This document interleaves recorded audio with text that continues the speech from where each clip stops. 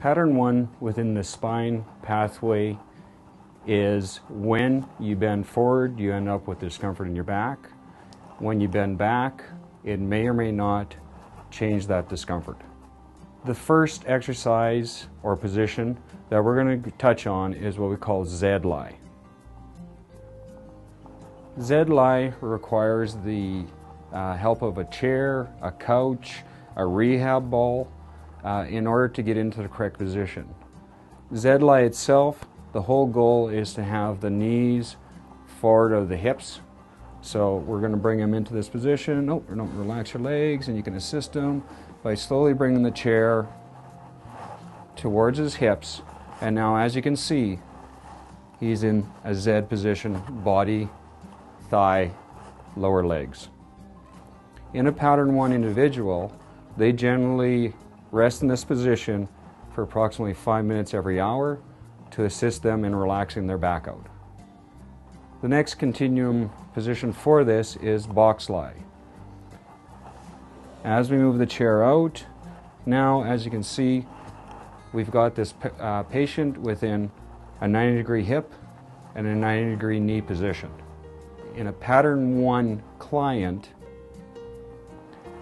this assists them in progressing towards the standing position and, of course, in an extension position. The third position sequence for this is getting him to a crook lie position, which would be getting rid of the chair. So you've gotten rid of the chair, and we bring the client's ankles up towards his buttocks, and now we are in a more extended position through the hips, progressing towards moving to a flat, progressing to a standing extension position in the end result. The next position used will be with pillows. Oh, no, relax your legs. There, okay. Again, we're moving into a more extended hip position and an extended back position. As the client improves again, we will start taking away additional pillows so that his hips and back go into a more extended position again. Once you've reached this point, there's two paths to follow. One is to get rid of the last pillow so he's lying flat, or get him to turn onto his stomach onto 2 to 3 pillows. So here's the one continuum. The second one, I'm going to get you to roll onto your stomach, please. And you end up putting the pillows underneath the hips to assist him in maintaining a open back position or a slightly flexed position. As he becomes tolerable to this position and it becomes very comfortable, you start taking pillows away. And what this does, it brings him into, again, a more extended position through his lower back and his hips. The next step, of course, is to get him right onto his stomach.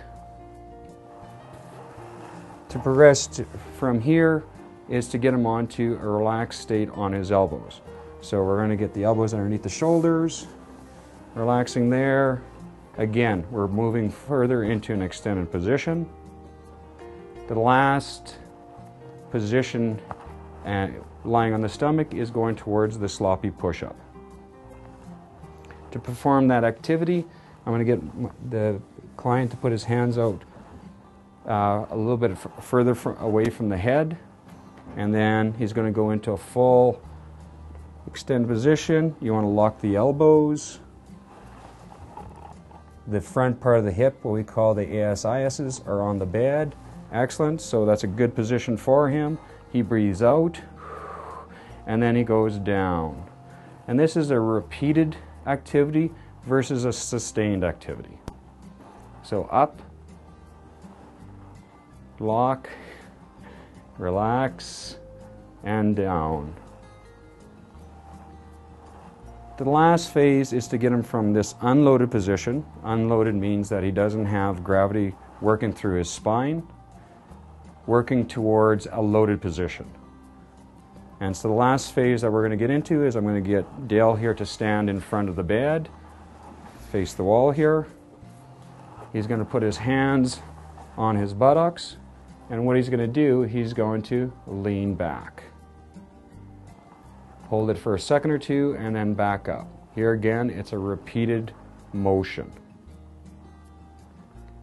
Modifications of this is to do a sloppy push-up against the wall.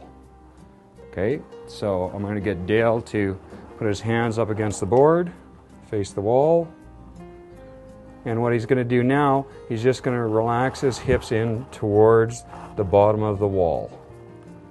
And then he can come back up.